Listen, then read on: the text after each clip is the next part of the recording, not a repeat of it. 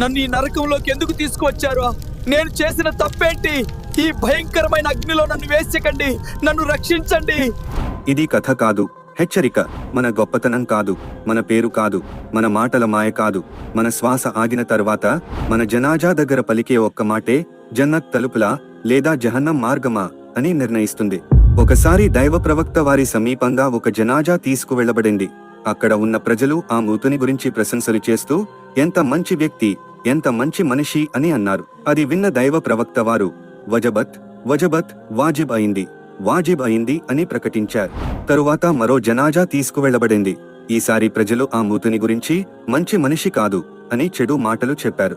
అప్పుడు కూడా దైవ ప్రవక్త వారు వజబత్ వజబత్ అని పునరావృతం చేశారు.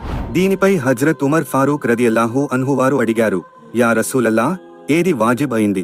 అప్పుడు దైవ ప్రవక్త వారు ఇలా తెలియజేశారు, మీరు ఎవరి